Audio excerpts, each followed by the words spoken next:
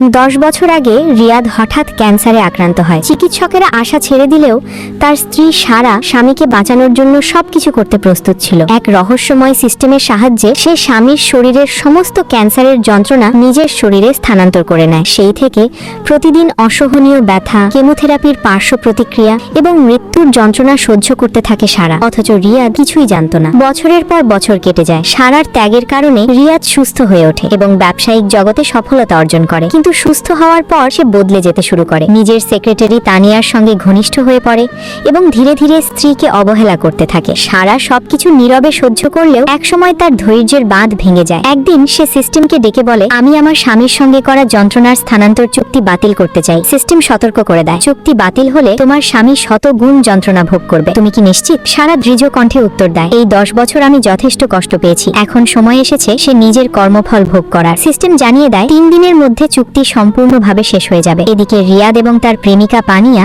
একটি তথাকথিত ক্যান্সার প্রতিরোধী ওষুধ বাজারে আনার পরিকল্পনা করে। তারা দাবি করে যে ওষুধটি ক্যান্সার নিরাময় করতে পারে। প্রকৃতপক্ষে গবেষণা ও আবিষ্কারের পুরো কৃতিত্ব ছিল সারার, কিন্তু তারা তা নিজেদের নামে প্রকাশ করতে চায়। অন্যদিকে সারার শারীরিক অবস্থা ক্রমশ খারাপ হতে থাকে। ক্যান্সারের সব লক্ষণ তার শরীরে জমা হয়েছে। তার সহকারীরা উদ্বিগ্ন হলেও সে জানত আর মাত্র কয়েক ঘন্টা পর সব যন্ত্রণা প্রকৃত মালিকের কাছে ফিরে যাবে। সারা সিদ্ধান্ত নেয় রিয়াদকে ডিভোর্স দেবে। সে ডিভোর্সের কাগজ স্বাক্ষর করে বলে, 3 বছরের বিবাহিত জীবনে আমি তোমাকে সবকিছু দিয়েছি, কিন্তু বিনিময়ে পেয়েছি বিশ্বাসঘাতকতা। আজ থেকে আমাদের সম্পর্ক শেষ। এদিকে রিয়াদ এবং তানিয়া তাকে দেখতে আসে। বাইরে থেকে তারা উদ্বিগ্ন হওয়ার অভিনয় করলেও ভেতরে ভেতরে চায় সারা দ্রুত মারা যাক। তানিয়া এমনকি বিষাক্ত ইনজেকশন এনে তাকে দেয়, যা ক্যান্সার রোগীর অবস্থা আরো খারাপ করে। হাসতে হাসতে তারা বলে, তুমি মারা গেলে তোমার কোম্পানি, সম্পদ আর গবেষণার সবকিছু আমাদের হয়ে যাবে।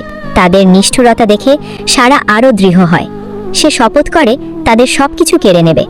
পরে সারার বাবা তার পাশে দাঁড়ান। তিনি মেয়েকে বলেন, তুমি অনেক সহ্য করেছো, এবার তাদের বিচার হওয়ার সময় এসেছে। অবশেষে সেই বহুল প্রতীক্ষিত ওষুধ উন্মোচনের দিন আসে। বিশাল সংবাদ সম্মেলনে রিয়াদ এবং তানিয়া নিজেদের আবিষ্কারক হিসেবে ঘোষণা দেয়। তারা স্বপ্ন দেখতে থাকে কিভাবে এই ওষুধের মাধ্যমে কোটি কোটি টাকা উপার্জন করবে। ঠিক তখনই সভাকক্ষে প্রবেশ করে সারা। সবাই অবাক হয়ে যায়, কারণ তারা ভেবেছিল সে মৃত্যু শয্যায় আছে।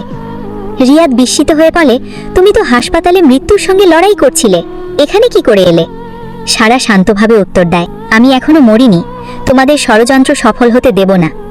এরপর সে আসল গবেষণার নথি, পরীক্ষাগারের তথ্য এবং প্রমাণ উপস্থাপন করে।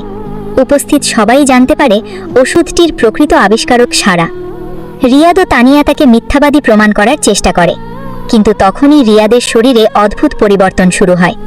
তার গলা শুকিয়ে যায়, খাবার গিলতে কষ্ট হয় এবং পেটে অসহনীয় ব্যথা শুরু হয়। সারা বলে, এগুলো পাকস্থলীর শেষ পর্যায়ের ক্যান্সারের লক্ষণ। চিনতে পারছ? রিয়াদ রাগে চিৎকার করে ওঠে, তুমি আমাকে অভিশাপ দিচ্ছ? সারা মৃদু হেসে বলে, আমি কিছু করিনি, শুধু তোমার নিজের যন্ত্রণা তোমার কাছেই ফিরে এসেছে। হঠাৎ রিয়াদ মাটিতে লুটিয়ে পড়ে। তার মুখ দিয়ে রক্ত বের হতে শুরু করে। কেমোথেরাপির সব পার্শ্ব প্রতিক্রিয়া, অসহনীয় যন্ত্রণা এবং মৃত্যু ভয় একসঙ্গে তার শরীরে ফিরে আসে। সারা তখন সবার সামনে 10 বছর আগের আসল মেডিকেল রিপোর্ট প্রকাশ করে। সেখানে স্পষ্ট লেখা ছিল যে ক্যান্সারে আক্রান্ত ব্যক্তি ছিল রিয়াদ, সারা নয়। সব সত্য প্রকাশ পেয়ে যায়। উপস্থিত সবাই রিয়াদ ও তানিয়াকে ঘৃণার চোখে দেখতে শুরু করে। কোম্পানি তাদের বরখাস্ত করে এবং প্রতারণার অভিযোগে তদন্ত শুরু হয়। রিয়াদ তখন বুঝতে পারে যে নারী তাকে বাঁচাতে নিজের জীবন উৎসর্গ করেছিল, তাকেই সে বিশ্বাসঘাতকতা করেছে। কিন্তু তখন অনেক দেরি হয়ে গেছে।